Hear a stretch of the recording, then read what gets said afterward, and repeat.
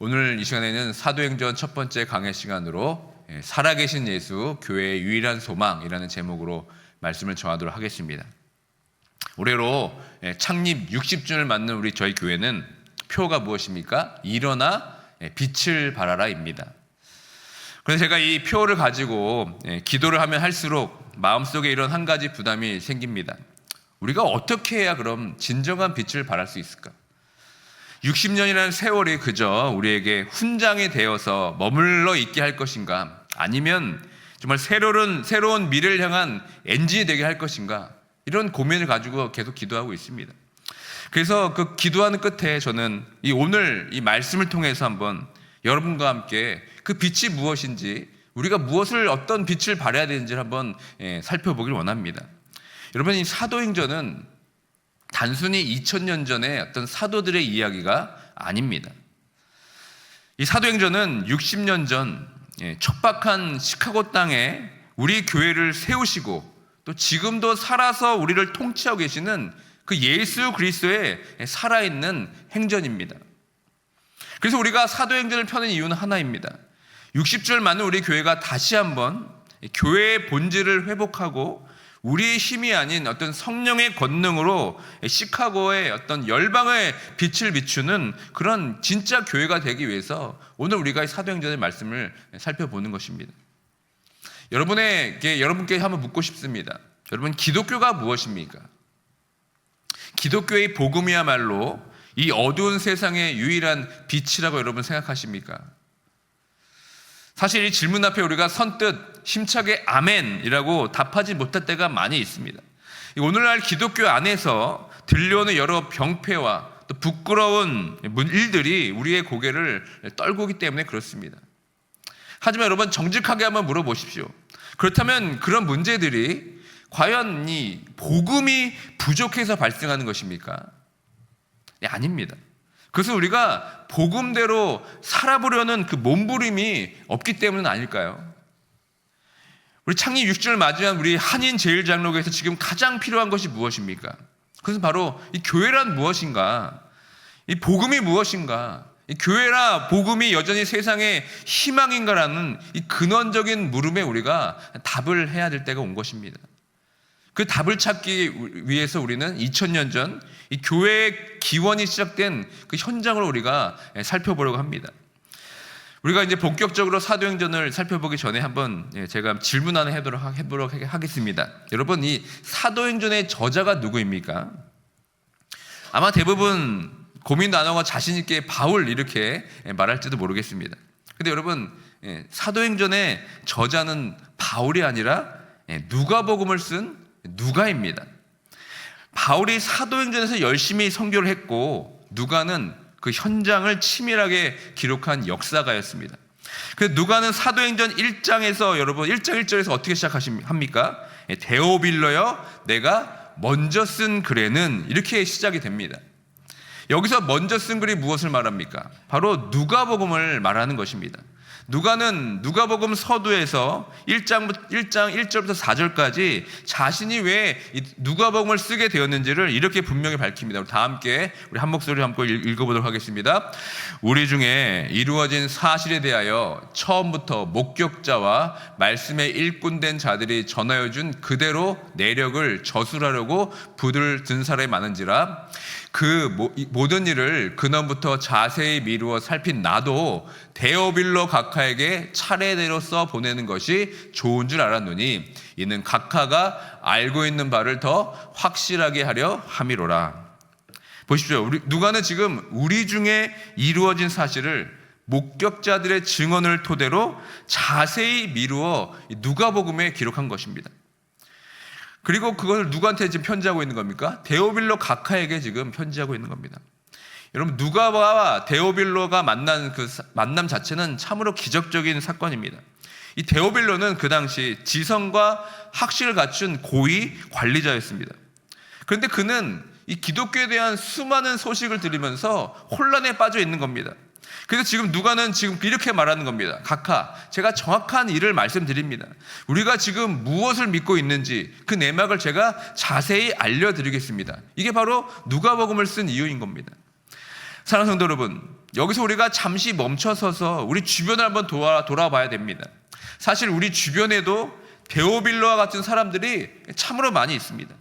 기독교에 대해서 궁금해하지만 정작 어디서서 정직하고 확실한 대답을 듣지 못해서 방황하는 우리의 이웃들, 직장 동료들, 그리고 어쩌면 우리 품 안에서 정말 교회가 정말 세상의 희망입니까? 라고 묻고 있는 우리 자녀들이 바로 이 시대의 데오빌로일 수가 있는 겁니다. 그들이 우리에게 물어봅니다. 기독교가 무엇입니까? 복음이 무엇인가 물어볼 때 여러분 어떻게 반응하고 계십니까? 그냥 믿어 라고 이렇게 얼버무리고 계십니까? 그래서 누가 어떻게 합니까? 한 데오빌로가 한 영혼을 위해서 자신의 지성과 지식 또 역사가로서의 치밀함을 다 동원해서 지금 복음의 다리를 놓고 있는 것입니다. 여러분 60절 맞이한 우리 교회가 발해야 할 빛이 바로 이런 빛입니다. 궁금해하는 이들에게 우리가 믿는 바가 얼마나 확실한 사실인지를 겸손하고 그리고 분명히 말할 수 있는 공동체, 그것이 바로 사도행전이 시작되면서 우리에게 던지는 첫 번째 도전입니다. 여러분 기독교는 뜬구름 잡는 이야기가 아닙니다. 정말 역사 속에 뿌리박은 실제 사건입니다. 누가는 이 일을 복음서와 그리고 오늘 읽은 사도행전에서 이 두 부분으로 나눠서 우리에게 지금 설명하고 있는 겁니다. 여러분 당시 예루살렘의 권력자들이 그리고 로마의 지성인들이 이 예수님의 제자를 보면서 무슨 생각을 했는지 아십니까? 한마디로 이 사람들은 아무것도 아닌 사람들이었습니다. 그들은 평범했고 아주 단순했습니다. 당시 기준을 보면은 배움도 없는 아주 무식한 어부들이 대다수였습니다. 그들에게는 세상을 바꿀 만한 어떤 정치적 지위도 또 넉넉한 자금도 근사한 홍보 수단도 없었습니다. 근데 보십시오. 이 초라해 보이는 소수의 무리가 지금 온 유대와 사마리아를 넘어서 전 세계를 흔들기 시작한 것입니다. 그들이 지나가는 곳마다 로마 그 세계의 가치관이 무너지고 새로운 생명의 역사가 마구 터져 나온 것입니다. 도대체 세상이 이들을 어떻게 평가하는 줄 아십니까? 우리 다 함께 사도행전 17장 6절의 말씀을 함께 읽도록 하겠습니다. 발견하지 못하매 야손과 몇 형제들을 끌고 읍장들 앞에 가서 소리질러 이르되 천하를 어지럽게 하던 이 사람들이 여기도 이르매. 여러분 세상은 이들이랑 어떻게 말합니까? 천하를 어지럽게 하는 사람들 이렇게 말합니다. 영어 성경으로는 turned the world upside down 이렇게 표현합니다. 다시 말해서 무엇입니까? 세상을 뒤집어 놓은 사람들이라고 표현하고 있는 겁니다. 이 가진 것 없는 무명의 사람들이 어떻게 이 대로마 제국을 지금 흔들고 있다는 말입니까?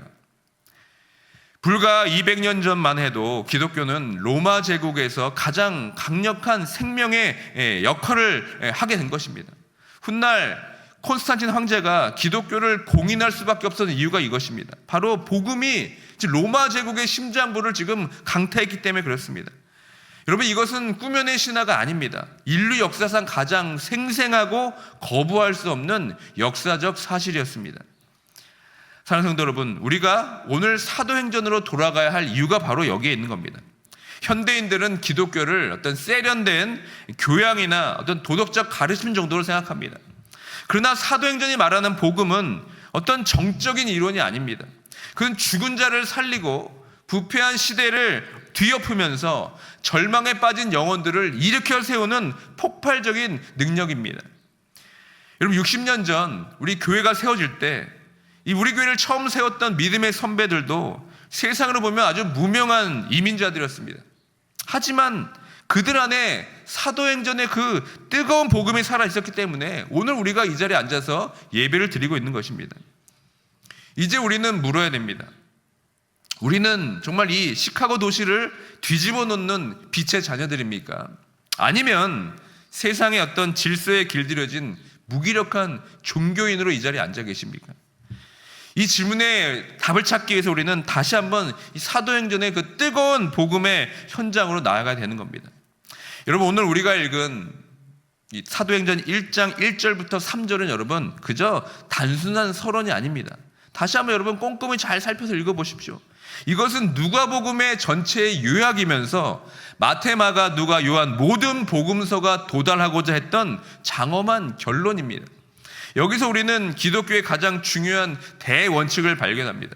기독교의 출발점은 어떤 사상이나 윤리가 아니라 무엇입니까? 오직 예수 그리스도라는 역사적 사실이라는 것입니다. 오늘날 현대 기독교의 비극이 무엇인지 아십니까? 이 예수 그리스도라는 그 역사적 사실에 대해서 이 본질이 잊혀져 있다는 것입니다. 성도들은 설교를 들을 때마다 이렇게 묻습니다. 그래서 내가 이번 주에 무엇을 해야 합니까? 내 삶에 이 말씀이 어떻게 도움이 되고 있습니까? 여러분, 물론 적용은 참 중요합니다.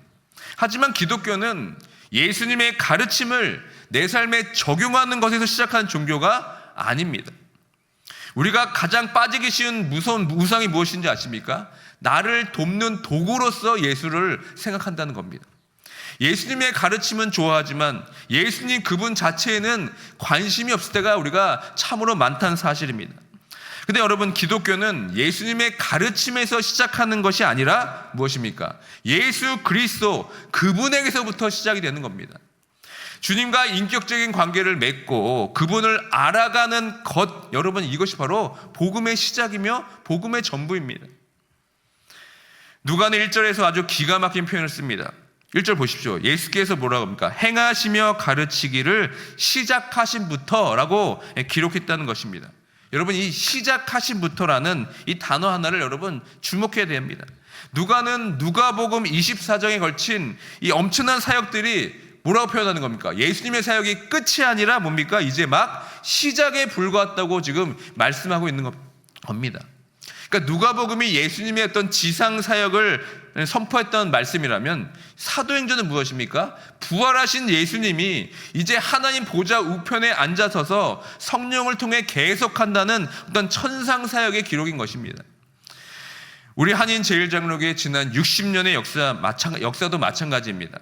60년의 그 은혜가 그냥 과거로 끝나는 것이 아닙니다.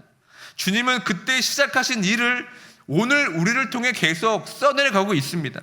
사도행전은 2000년 전의 기록이 아니라 살아계신 예수님이 오늘 우리 교회 안에서 써내리고 가시는 현재 진행형의 역사라는 것입니다. 여러분, 생각해 보십시오. 나사렛 그 목수로 태어나서 30살에 막 가르치기 시작하셨고 결국 가장 수치스러운 십자가에서 무기력하게 죽어서 무덤에 장사된 한 청년이 있었습니다. 정말 이 세상의 눈으로 보면 실패자 중에 실패자가 바로 그 예수님입니다. 그런데 그 무덤을 박차고 일어나신 분이 이제 제자들에게 명령하는 겁니다. 너희는 온 천하에 다니면서 땅끝까지 이르러 내 증인이 되리라. 여러분, 이것은 인류 역사상 가장 충격적인 선언인 겁니다. 가난한 유대인 청년의 입에서 나온 이 말씀이 오늘날 전 세계를 뒤집어 엎은 것입니다. 그리고 그 말씀 하나 때문에 우리가 여기 앉아서 예배드리고 있는 것입니다. 여러분, 이것이 어떻게 가능합니까? 그래서 그분이 지금도 여전히 살아서 역사하시고 직접 행하고 계시기 때문에 이런 일이 생기는 것입니다. 그러면 여러분, 기독교란 무엇입니까? 기독교는 예수님을 막 공부해서 알아가는 것이 아니라 살아계신 예수님을 우리가 직접 경험하고 그분과 깊은 관계 속으로 나아가는 것입니다. 그러므로 여러분, 교회란 무엇을 하는 곳입니까? 교회는 그저 사회적 친목 단체가 아닙니다. 교회는 오직 그 예수 그리스도의 이 부활을 말할 수 있는 곳입니다. 여러분, 만약 부활이 없다면 여러분, 교회도 없는 겁니다. 우리의 모임은 아무런 의미가 없는 껍데기에 불과한 것입니다. 그래서 3절에서 누가는 부활을 아주 집요하게 강조하는 겁니다. 누가는 데오빌록에 이렇게 호소합니다. 데오빌록 각하 한번 생각해 보십시오.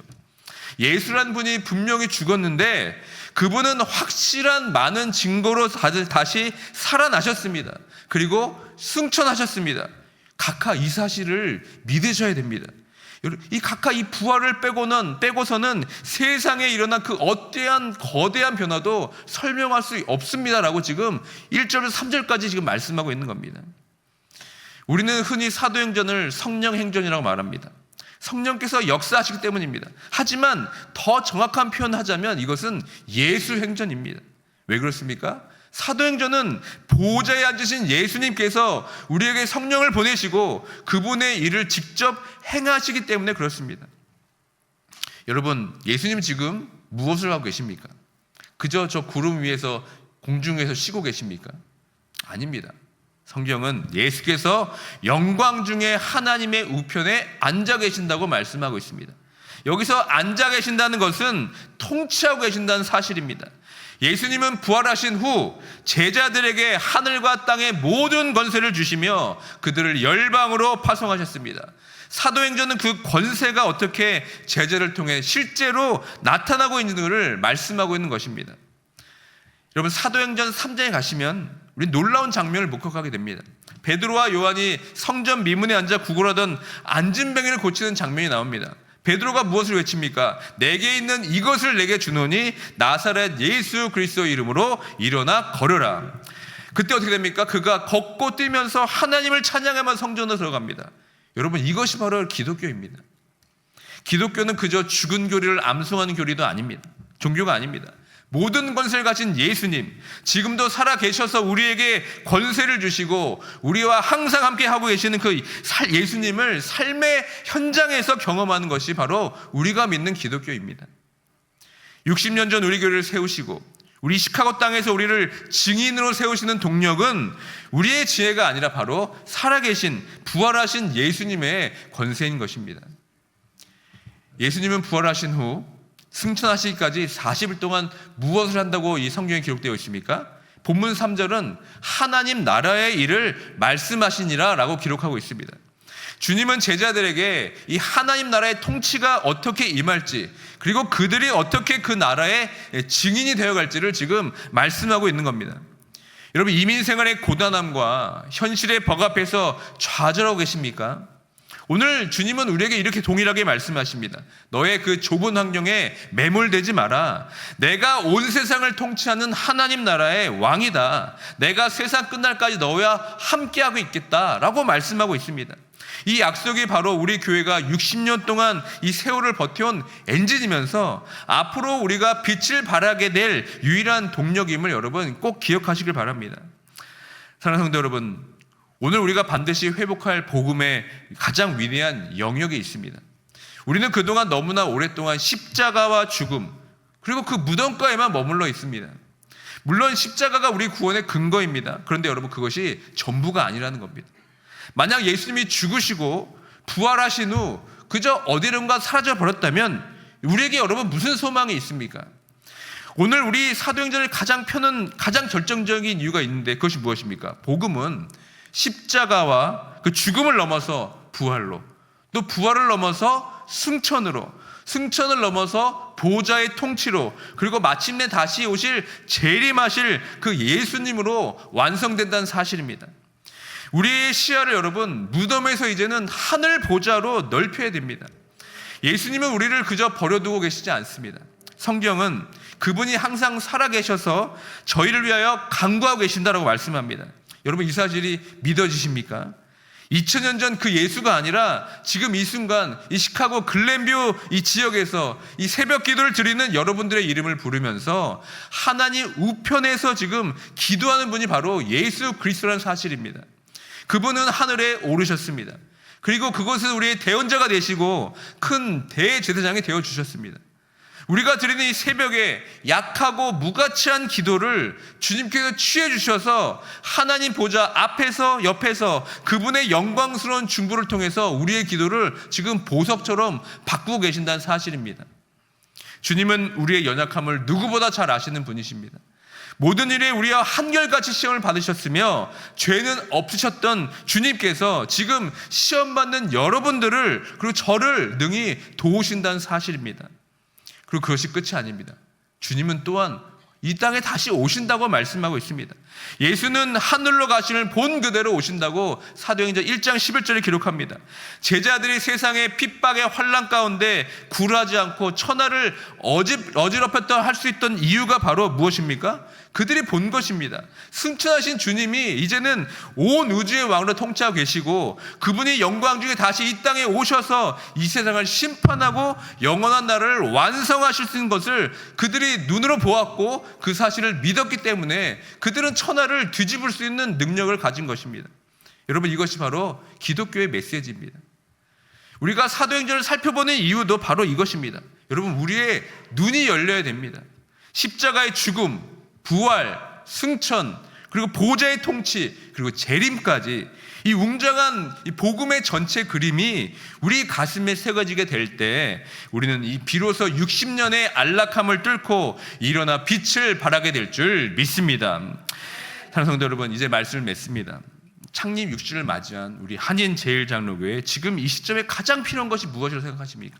뭐 더 화려한 행사입니까? 아니면 더 완벽한 조직을 만드는 것입니까? 아닙니다. 우리에게 가장 필요한 것은 바로 교회의 본질을 회복하는 것입니다. 오늘 본문이 우리에게 말해주는 기독교의 본질은 아주 명확합니다. 기독교는 여러분들에게 무엇을 하라고 요구하는 그 등을 떠미는 종교가 아니라 무엇입니까? 기독교는 예수께서 여러분을 위해서 무엇을 하셨는지 이것을 선포하는 복음, 이게 바로 여러분 기독교인 겁니다. 우리는 그동안 너무 좁은 복음 속에 갇혀 있었습니다. 예수님의 십자가의 죽음과 부활만을 우리 신앙의 종착역으로 생각했습니다. 하지만 누가가 기록한 사도행전의 복음은 거기서 멈춰 있지 않습니다. 십자가를 넘어 부활로, 부활을 넘어 승천으로, 그리고 지금도 하늘본 하나님 보좌 우편에 앉아 계셔서 우리를 중보하시며 세상을 통치하시는 그 살아계신 예수가 바로 복음의 완성입니다.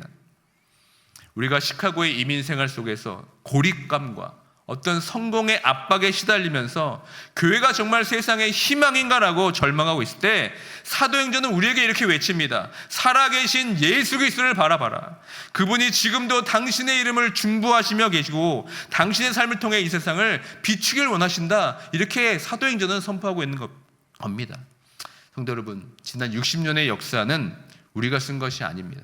우리 안에 계신 예수님이 써 내려오신 은혜의 기록입니다. 이제 우리는 그 주님과 함께 새로운 역사를 또 시작하려고 합니다. 사도행전은 여러분 28장에서 끝나지 않습니다. 오늘 이 새벽 기도로 깨어있는 여러분의 삶이 바로 사도행전의 29장으로 써 내려가게 되는 겁니다. 이번 사도행전 이 강해 시리즈를 통해서 우리 교회가 다시 한번 교회의 본질을 한번 생각해보고 회복하는 시간이 되었으면 좋겠습니다. 내 열심과 내 능력을 의지했던 그 교만한 우상을 내려놓고 우리 안에서 여전히 행하시며 우리를 가르치기를 계속하시는 그 예수님의 거룩한 행전에 우리가 한번 다시 함께 동참하길 원합니다. 우리가 주님의 권세에 붙들리게 될 때 우리 교회는 정말 시카고를 넘어서 땅끝까지 진정한 빛을 발하는 생명의 공동체가 될 것입니다. 다시 오실 왕, 우리 주 예수 그리스도의 통치가 여러분의 가정과 일터 그리고 우리 교회 위에 영원히 함께 하시기를 주님의 이름으로 간절히 축원드립니다. 아멘. 이 시간 다 함께 말씀을 기억하며 찬양하기 원합니다. 예수 안에 소망 있네. 우리 다 함께 찬양하겠습니다. 예수 안에 소망 있네. 내 빛과 힘 나의 환난 중에 도우시는 주 나의 견고와 다시 한번 고백하며 나아갑니다. 예수 안에 소망 있네. 내 빛과 힘 나의 노래 환난 중에 도우시는 주 나의 견고한 반석 크신 사랑 크신 평화 두려움에서 날 건지네 내 위로자 내 모든 것 주 사랑 안에서 우리 완전하신 하나님이 완전하신 하나님이 우리와 같이 되셨네. 주 사랑과 그 공의로 세상을 구원하 십자가에 주 달리사 그